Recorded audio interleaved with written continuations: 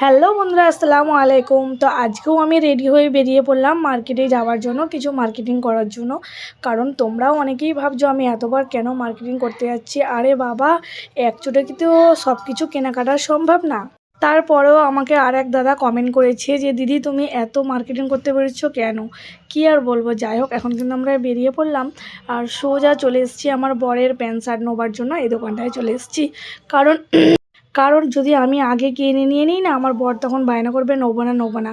তাই আমি আমার বরকে একটু ফাঁসিয়ে দিলাম যে তুমি আগে নাও, তোমারটা নেওয়া হলে তারপরে আমরা নেব বলে আমার বরকে একটু বুঝিয়ে বাজিয়ে ঢুকিয়ে দিচ্ছি। আর এখানে দেখো আমি একটু স্টাইল মারছিলাম, কারণ তোমরা অনেকেই বলবে আমি কেনাকাটা করতে গিয়েছি না ঘুরতে গিয়েছি ঢং, কিন্তু ঢং না। এই বুটটা পরে গিয়েছি কারণ আমার একটু পায়ে প্রবলেম আছে। তোমরা অনেকেই জানো আমার গত বছরে অ্যাক্সিডেন্ট হয়েছিল, সেই অ্যাক্সিডেন্টের ব্যাপারটা আপনাদের সবাইকেই বলেছিলাম, হয়তো আপনারা অনেকেই জানবেন। যাই হোক, তোমাদের সঙ্গে কথা বলতে বলতে যে কখন যে আমি হাওড়ার ব্রিজে উঠে পড়লাম আমি বুঝতেই পারলাম না। আর সত্যি হাওড়ার ব্রিজে ওঠার পরে এত মনটা শান্তি হলো কি বলবো। দুদিকে গঙ্গা আর এই তার মাঝখান দিয়ে আমরা যাচ্ছি, কি সুন্দর লাগছে, দারুণ লাগছে। কিন্তু মনে মনে ইচ্ছা ছিল এখানে একটা দাঁড়িয়ে ভিডিও বানানোর, কিন্তু একদমই অসম্ভব হয়ে গেল।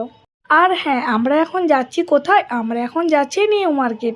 কারণ এর আগে আমরা মেটিয়াপোরোজ, বঙ্গবাসী, তারপর ফেন্সিপ ঘাট সব জায়গাতেই গিয়েছিলাম, সব জায়গাতেই টুকটাক কেনাকাটি করেছি। হাওড়াতেও গিয়েছিলাম, হাওড়াতে প্রায় 5-6 বার গিয়েছি। আর নিউ মার্কেট ধর্মতলায় এসে ওরে বাপ রে বাপ, এত জ্যাম! মানে আমি দেখেই প্রবলেমে পড়ে গেছিলাম যে কিভাবে কেনাকাটা করব। গাড়ি কিন্তু একদমই এগোতে পারছিল না, কারণ লোকের এত ভিড়, কী করে গাড়ি নিয়ে আমরা যাব। কিন্তু আমরা ভেবেই পাচ্ছিলাম না, ভেবেই সারা হয়ে যাচ্ছিলাম যে আজকে আমরা কেনাকাটা করতে পারবো কি না। কারণ আর বেশি হাতে সময় নেই, হাতে আর সময় আছে 5টা দিন। কিন্তু যতই কষ্ট হোক না কেন আজকে কিন্তু অর্ধেকটা কেনাকাটা কমপ্লিট করতেই হবে, কিছুই করার নেই। সেরকম কিন্তু সময় আর পাবো বলে সম্ভব না, কারণ বাড়িতেও অনেক কাজ রয়েছে। যাই হোক, এতটা ভিড়ের মাঝখানেও কিন্তু আমি ঠেলে ঠুলে ঢুকতে পারলাম। আর এখানে দাঁড়িয়ে আছি এত ভিড়ের মধ্যে, এক জায়গায় দাঁড়িয়ে আছি অন্য জায়গায় হয়ে যাচ্ছি। চিন্তা করো কীরকম মানুষের ভিড় এইখানে। আর আপনাদের কি বলবো, যা গরম, গরমে তো আমার জান যেন যাই হচ্ছিল। তার উপরে রোজা রেখে ওরে বাবা, গলা তো শুকিয়েই যাচ্ছিলো।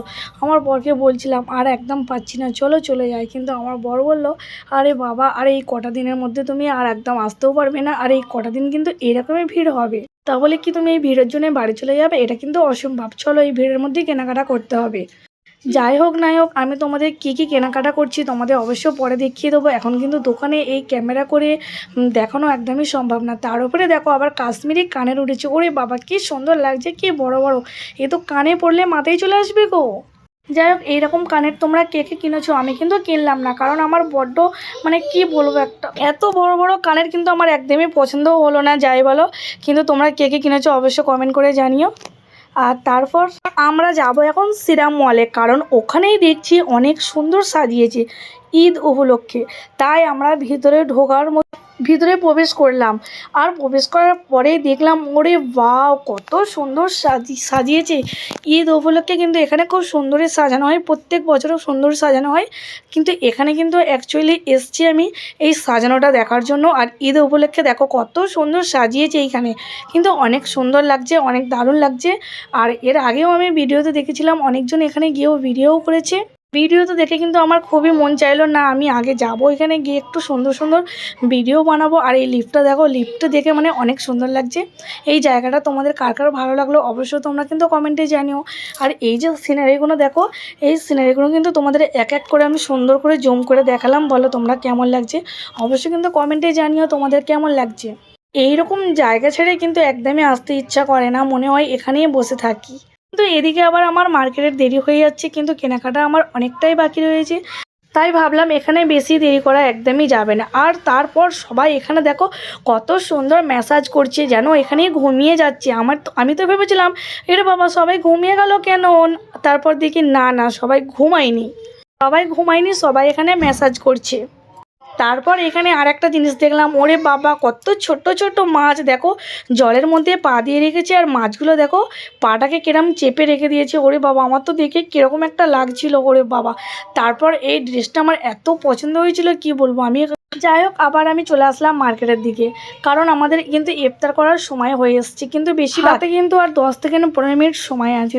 তারপর আমরা চলে এলাম ইফতার করার জন্য। এখানে এসে দেখলাম ওরে বাবা, সবাই কিন্তু জায়গা জুড়েই নিয়েছে। আমরা কোথায় বসবো? এখানে কিন্তু অনেক অনেক হাজার হাজার দর্শক রয়েছে, কারণ আজকে সবাই এখানেই ইফতার খুলবে। আমরা একটা ভালো মতন জায়গা দেখে আমরাও এখানে বসে পড়লাম। আর আজকে এখানে কত মা বোনেরা, ভাই বোনেরা সবাই আছে যে আপনাদের কি বলবো।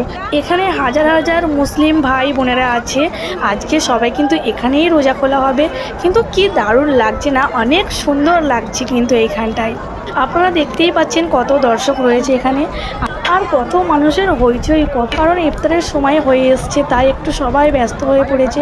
আর এখানটা কিন্তু অনেকটা সুন্দর সাজিয়েছে, অনেক ভালো লাগছে। আজকে কিন্তু 25টা রোজা কমপ্লিট।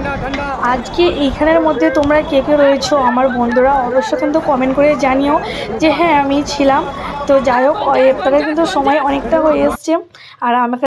আমি কিন্তু আজকে বাড়ি থেকে ফল টল নিয়ে গেছিলাম, কারণ আমি জানি যা ভিড় হয়ে যাবে, হয়তো ভিড়ের মধ্যে কিছুই পাবো না, কি পাবো হয়তো সেরকম খাবার মতন জিনিস পাবো না। তাই আমি একটু বাড়ি থেকে সব কিছু ফল সব রকম নিয়ে গিয়েছিলাম, কারণ বাড়ি থেকে নিয়ে যাওয়া আর দোকানের কিনে খাওয়া অনেকটাই পার্থক্য রয়েছে। তাই এখানে দেখো আমি অনেকটাই কিছু নিয়ে এসেছি, পেঁপে, তরমুজ, কলা, খেজুর, অনেক কিছুই ছিল। যাই হোক, ইফতারের সময় হয়ে এসছে, আমি কিন্তু এখন মানাজাত করতেও বসে গিয়েছি, কারণ বাড়িতেও তো প্রত্যেক দিন মানাজাত করি। তারপর কিন্তু আমি রোজা খুলি। রোজা খোলার পর এখানে কিন্তু হাজার হাজার মানুষ অপেক্ষা করছে কখন আজান দেবে। আজানের মুহূর্তটা কাটলেই সবাই কিন্তু খাওয়া দাওয়া স্টার্ট করবে। যাই হোক, এখানে আর কিছু বললাম না। আর আমি আজকে কি কি কেনাকাটা করেছি এখানে কিন্তু আপনাদের সঙ্গে একদমই দেখাতে পারলাম না। অবশ্য বাড়ি গিয়ে তোমাদের সঙ্গে শেয়ার করব, আর কি কি কেনাকাটা করেছি অবশ্য দেখাবো। তারপর ইফতার সেরে কিন্তু আমি সোজা চলে আসলাম কিন্তু শিলাদাসে। আর শিলাদাসে এসে দেখলাম ওরে বাবা, এত ভিড় মানা যায়, কিন্তু এখান থেকে জুতো নেওয়া একদম ইম্পসিবল। আর এখানে এই বড় বড় জুতোগুলো দেখছো। তারপর ঝড় বৃষ্টি এসে গিয়েছিল, ওরে বাবা আমি তো ভেবেছিলাম বাড়ি ফিরতেই পারবো না, প্রচণ্ড ঝড় বৃষ্টি এসে গিয়েছিল। আর আমাদের জুতো খুঁজতে খুঁজতে আমরা পেরেশান হয়ে গেছিলাম।